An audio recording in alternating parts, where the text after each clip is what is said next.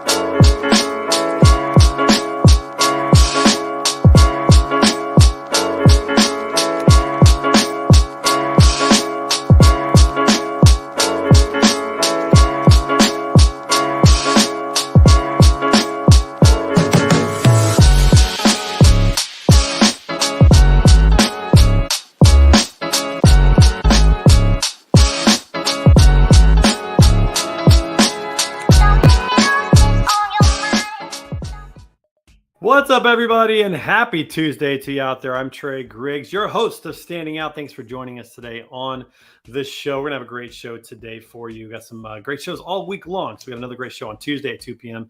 So make sure you come back every Tuesday and Thursday at 2 p.m. Central for an episode of Standing Out, a show about sales, marketing, and leadership. Before we get started today, I want to say thank you to my friends over at Amplify Logistics for the great swag. This polo is freaking awesome. The kind of thing that I would take on vacation and play golf out on the road for sure. So remember, if you're going to have swag, it's got to be good. It's got to be high quality, well designed, and it has to be functional. Something people can use, So if you do that, if you get something that people want to take with them on vacation, you have good swag out there. So thanks again to my friend Matt and on the team over there at Amplify Logistics for the great swag. Definitely appreciate that.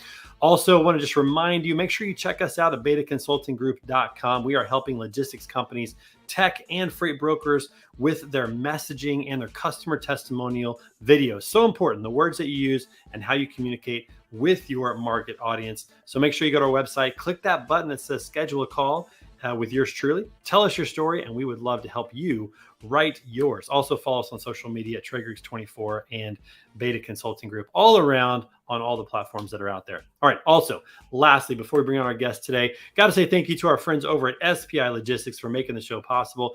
Listen, if you're a freight broker or an agent, or if you're thinking about becoming an agent and you're just tired of all the back office, the work that goes into it, and you just want to stay in your sweet spot, make sure you check out my friends over at SPI Logistics. They've got the admin, finance, technology, back office, IT, everything to make sure you have what you need to be supported, stay in your sweet spot, spend time with customers, booking loads, and everything else is off of your plate. Check them out at success.spi3pl.com. Again, that's success.spi3pl.com. We'll put this into the comments of the show as well, make it super easy for you to get around. All right. It is time to bring on our guest on today's show. This guy's been a pioneer in technology for a long time, coming to us from way up north of the border, doing some great work over at 2Ship.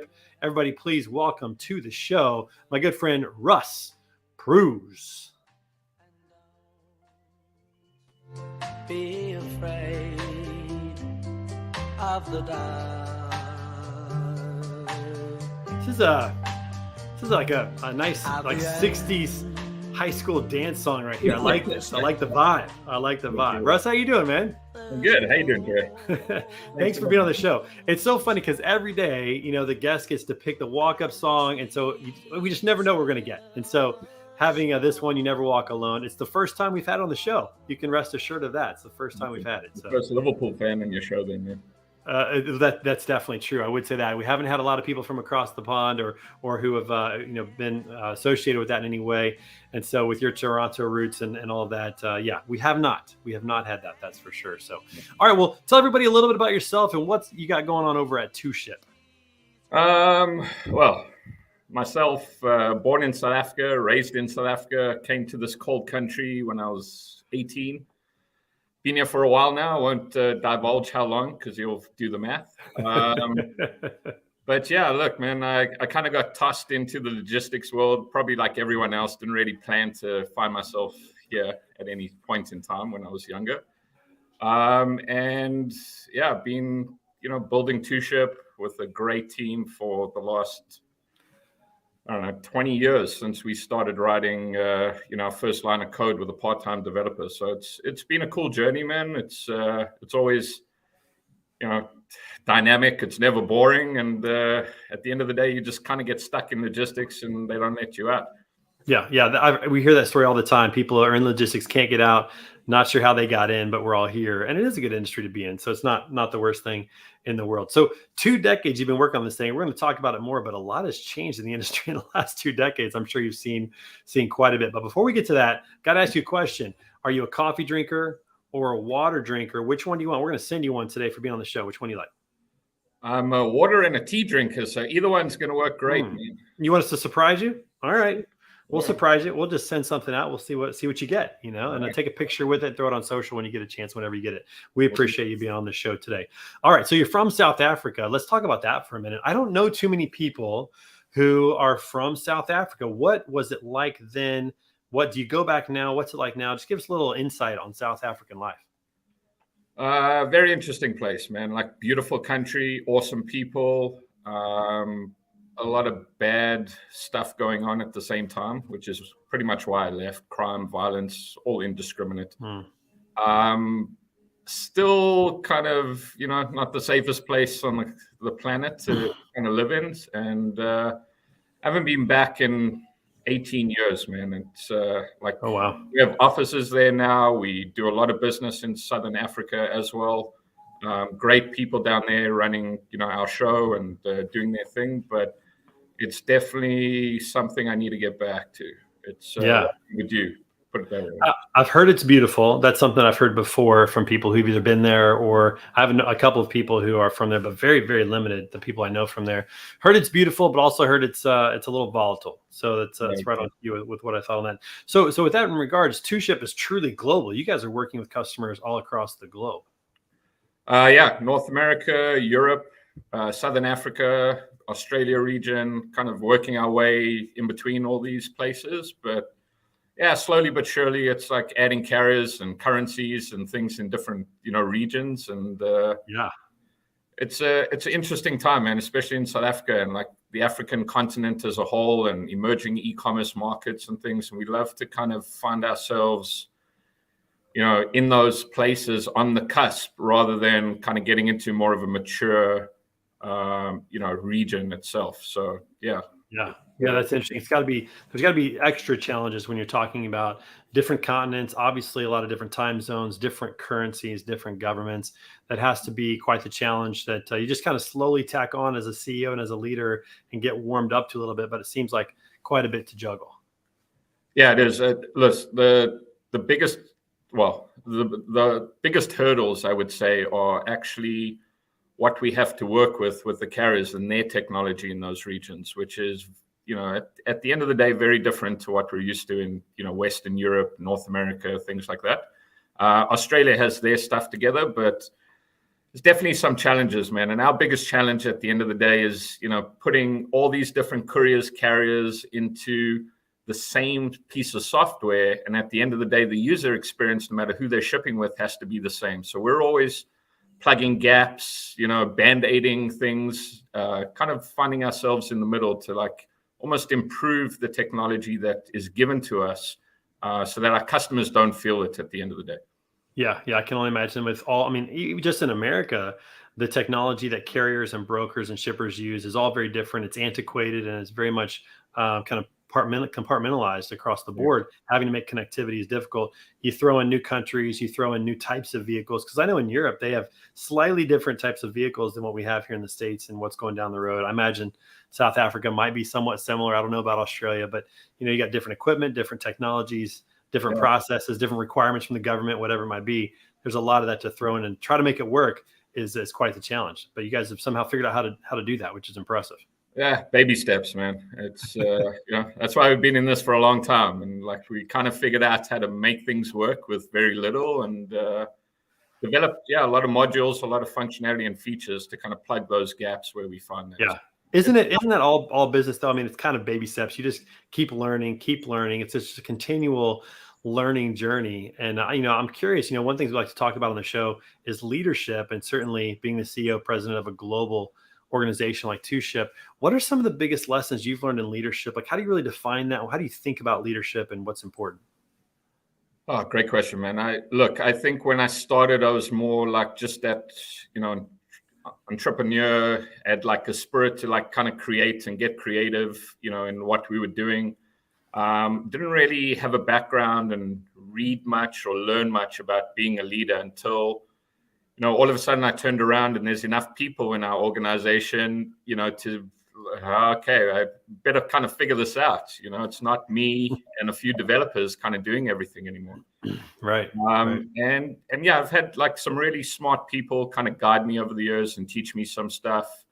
Even people that we've employed now within Two Ship to kind of, help me be a better leader. But what I've found really ultimately at the end of the day is it's finding the right projects and the right tasks that fit the right people within your organization. Team building.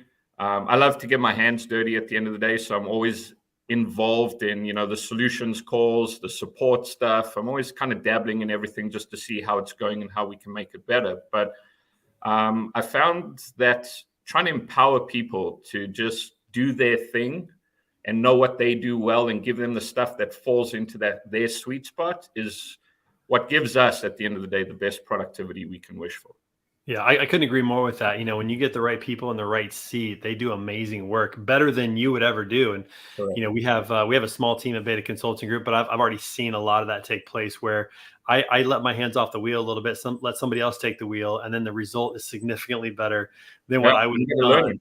Yeah, and guys like both hands on the wheel, like gripping tight, white knuckled, man, like being labeled a control freak for many years by many people. But at the end of the day, it's always just that trust. You just got to trust the people you have, and if they understand that they're in that position, and I think that you trust them, and that's the empowerment they need to really succeed. And at the end of the day, it's more about what I've learned gives us the best results is empower the people, get them to want to at the end of the day succeed and deliver what their peers are expecting out of them, not really that iron fist type of threatening type of environment that I've seen and worked in before as well. Yeah, that's a good point. It's a good point to think about, just again getting people. I think that's the hardest part of a leader is sometimes motivating people, but I really believe if you get them in the right seat on the bus, and definitely on the right bus, kind of the good to great philosophy, they'll do great work, and they'll be very, very fulfilled and very satisfied. And it's fun to watch. Like I love seeing my team come up with new things that are just phenomenal ideas and running with it. That's been really, really, really fun to see. Let me ask you this question real quick. If you think back to your career, I mean, you've been in leadership now for over 20 years, maybe longer than that. I don't know. But what is something that you wish someone would have told you earlier in your career, or maybe a better way is what's something you wish you could go back and tell yourself back in the day that maybe would have helped you out a little earlier? I think what I touched on before, man, which is, kind of let go of the reins, and other people, you can trust other people. They're smart enough to deal with things, and finding the right people, right? Beggars can't be choosers at the beginning, which was like tough for us. And we had people, who we threw into support who should never have been in support. One of my best friends was our first employee, and bless his heart, man, like the greatest guy on the planet, no temperament for support, a Scorpio through and through, just like myself. And, that was the kind of stuff I learned. Like, you just got to find the right person for the right type of task with the right aptitude. And then it becomes way easier. Are you guys still friends today? Oh yeah, he's still here. Survive. He's in a spot that really lets him thrive, and we keep him far away from customers as possible. Oh, that's hilarious. That's so awesome. Well, my dog has found a squirrel outside, so you can hear him barking just a little bit. We'll get through that just fine. But no, I think that's really interesting to think about that. About just like finding the right people and just getting rid of stuff off your plate. That's really, really important to do that. Let's switch gears for just a minute. You've been in the business a long time. Did you guys ever have to pivot in your business? We've been in business almost 2 years, and we've pivoted twice already, just trying to product market fit. What was it like for you on this journey? Did you have to pivot a lot, and how do you approach that? Yeah, very interesting. We always kind of started out trying to be a software as a service, back in the day when the World Wide Web was this kind of, new thing, and everyone We're dating ourselves here, Russ. yeah, exactly. And like kind of thought, oh, this thing's going to stick around, so we might as well like get creative within it. But we set out to be more of a mid-sized small business solution, right? Like my consulting at the worldwide carrier before I started Two Ship was kind of led me to see how big corporations and enterprises had some tools and TMSs, deployed solutions. They cost a fortune. So the small business really didn't have a budget or hope in hell to compete. And when I set off in 2003 to start writing, code and really starting the company, it was really trying to focus on delivering small business a product. And what happened, was where the money sent us and where we could get customers, and what kind of took us down the path that we found ourselves on was more enterprise type of customers. And we became more of an enterprise solution. And then a few years back was like, okay, well, we've come all this way. We've got all these really robust enterprise types of features and all this stuff. Now we got to get back to what we intended, and we got to dummy this thing down and bring it, into a small business, simple type of environment. And that really became a challenge once we had become this enterprise platform. How do we make this a lot simpler for a small business, self-serve, subscribe on your own type of customer? Yeah, that's interesting. Really where we had to pivot and rethink what we had done, and how do we deliver that and become, less of a solution that goes through 6 months of sales and solutions teams and all this type of stuff to become more of a custom solution for these big guys. How do we wrap this up, tie it up in a bow, and market it to a small business type of audience, man? That really became the biggest pivot we had to make. That's a big challenge, no doubt about it. But it was also smart of you to listen to the market at the beginning when the enterprise companies saw what you had and that it worked for them.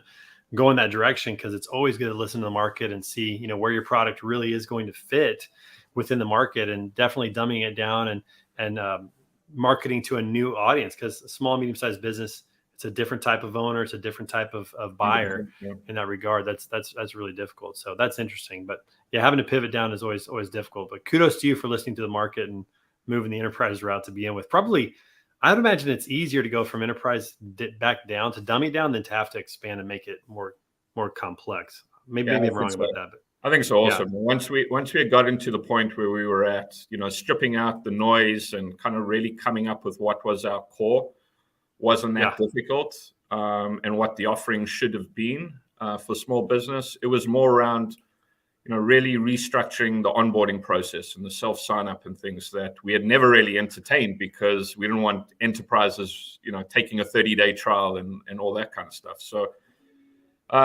interesting. I think either way you go, you're opening yourself up to a very different challenge and a different market. And our biggest challenge is really, being a solution that fits a small home-based user to a worldwide, national global corporation.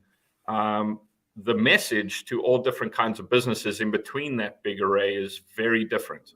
A small guy wants to save as many cents he can on every single shipment, right? And it's the big guys really want efficiency, automation, all the stuff, to get away from those hard and soft costs. But how you message that, what I've learned in the past is like, you can't just, put a message and everyone's going to kind of gravitate towards it. It really has to be something that's significant for the type of market that you're trying to reach. Yeah, well, you're speaking my language, because all we do is help clients with their messaging, because whoever you're talking to, it really matters. You have to make sure you speak their language. If if your main target audience is like a CFO, finance director, but you're not speaking finance language, they'll know it. It won't connect. It won't resonate with them. So I think that's really, really wise. All right, let's switch to some other things.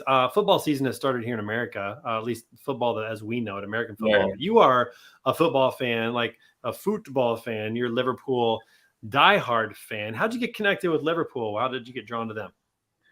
Couldn't tell you, man. It happened when I was like 5 or 6 years old. Most of my family were Manchester United supporters. Really? And yeah, for some reason, I don't like something about it. Chose their biggest rival, and yeah, many years later, man, just now my son is a huge Liverpool fan as well, and it's awesome, man. So he didn't do to you what you did to your parents, essentially, is what Yeah, you're saying. exactly, He actually yeah. followed suit, but you got that contrarian mindset.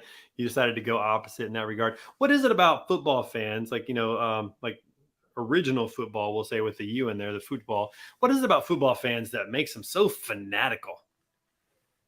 I'm not sure, man. I've spoken to a lot of Canadians, Americans who really don't get the whole fascination with soccer, football. They want to see like goals, they want to see high scores, all this stuff. Like how do you watch 90 minutes and it ends up in a draw? There's got to be a winner, all this type of stuff. So I'm not sure what it is, but at the end of the day, I think when you kind of get into it young, maybe, and you actually play the sport and you're really kind of involved in it, then you actually want to gravitate towards really being like a fan itself. Yeah. My only football, or we'll say soccer story, is I ran cross country in high school, and I noticed my sophomore year that the soccer kids that ran cross country didn't have to do cross country practice. They did soccer practice, played the games, and then on Saturday they came and ran the meet. I hated running. I much preferred running with a sport. Correct. And so my junior year, I went out for the soccer team and I played JV. I was terrible, man. They put me at right hashback. All I could do was kick the ball out of bounds. That's all I could do. And sometimes I didn't even pull that off. But I didn't start as a kid. I didn't really get into it. And so I'm one of those that kind of the fascination and watching a 0-0 draw is tough. I do like watching World Cup soccer because they give it all. Like I wish that soccer games, they gave it that kind of energy every game. That to me would at least be more enjoyable because the ball's moving a lot faster. They're trying to take more shots on goal. They're desperate. Like I love that attitude with soccer, but just watching a friendly, oh man, that's difficult. Yeah, friendlies are terrible. But one day when you get to Toronto, man, I'll take you down to Liverpool supporters, bar. That's what I need. That's what I need right there. Football I and need to get engulfed. Yeah, around, man. For sure. Okay, all right. On the show, we like to play a game from time to time. So, Russ, it is time to play. What is that?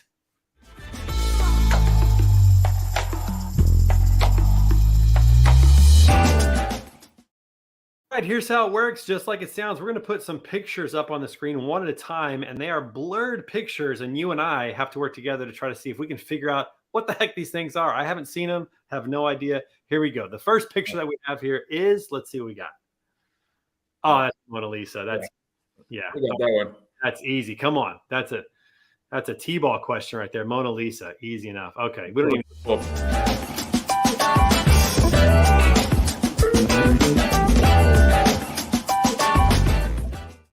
Ooh, that was easy. Give us something difficult. All right. Number 2. Here we go. What do we got? Number 2. Einstein?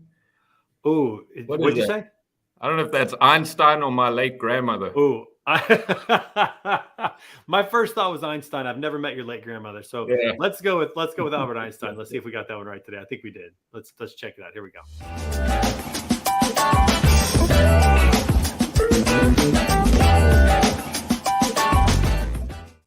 It's interesting. Nobody ever comments on how long his tongue is. That was a long tongue. That thing went past his chin. Yeah. That was a long tongue. That's something else. All right. Okay. All right. Let's see what else we got. We got to think about one more. Let's see what we got here. Oh, goodness. That looks like a painting of some sort. I don't. My wife's going to kill me because I know what that is. I don't know if that's Van Gogh. That's what I was thinking. Let's go with that. I was thinking Van Gogh. All right, let's tell you the name of it though. Let's try that. A painting by Van Gogh. I'm sure we'll get the name of it. Let's see.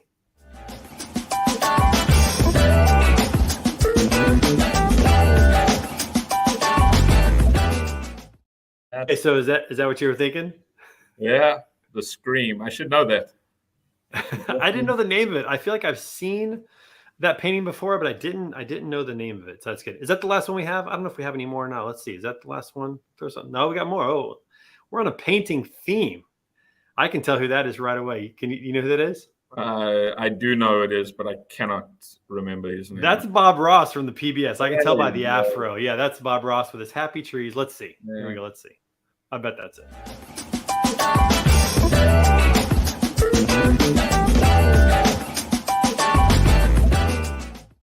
All right, there we go. Look at that. Are we 4 for 4? This is the last time we played this game on the show. I think we got 1.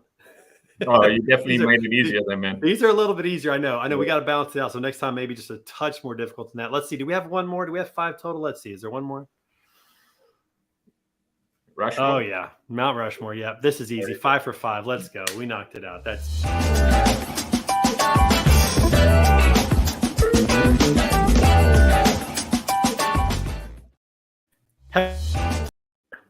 Have you been to Mount Rushmore before? Have you been there? Nope.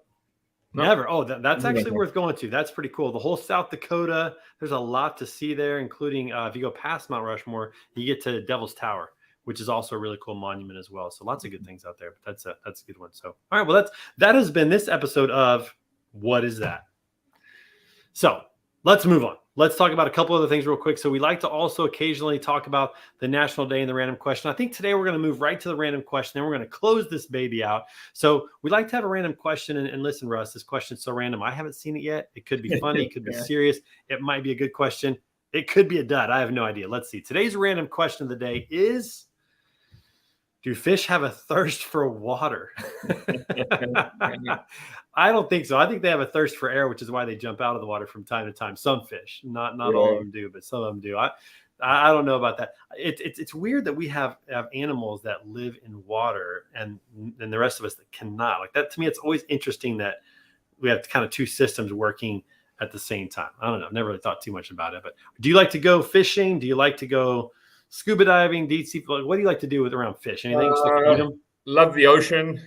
Don't love fishing. It's a little boring for me, man. From a football fan, fishing is boring. Come on. Yeah, exactly. Yeah, there you go, man. No, dig at the fishermen out there, but I don't know. I just never had like a real fishing experience or anything like that. So yeah, I think people like to fish are people that like to just get away from people. That's what I think is really going on. They like to get away from people because you can go out there on the boat.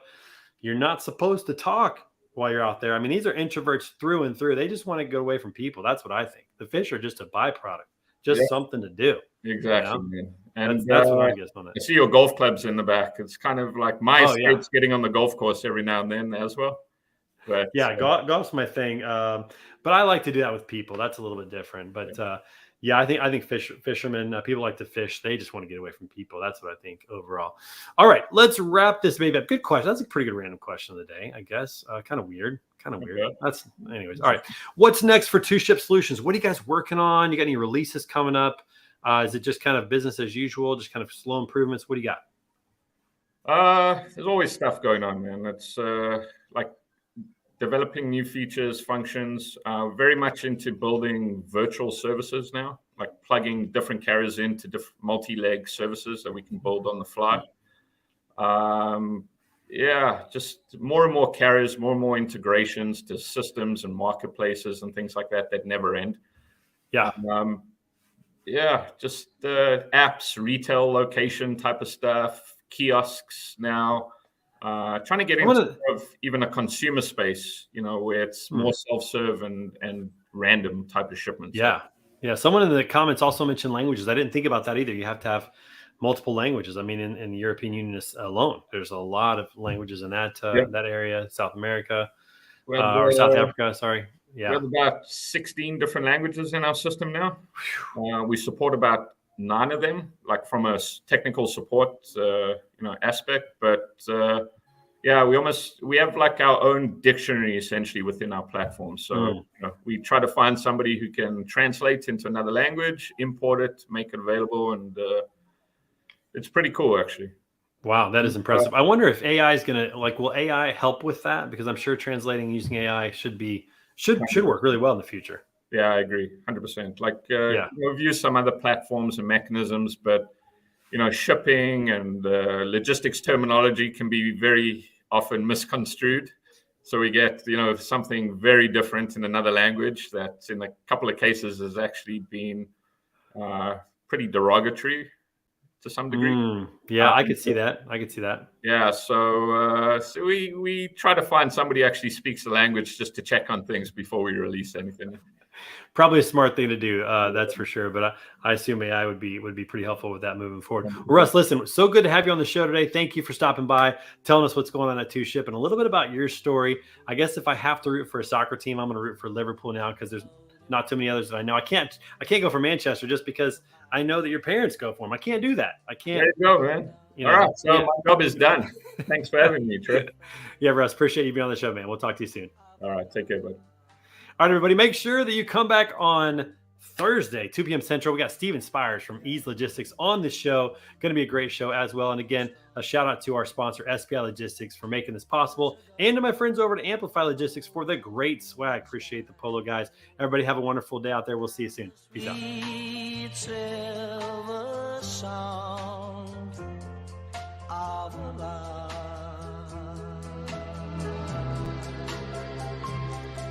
Walk on.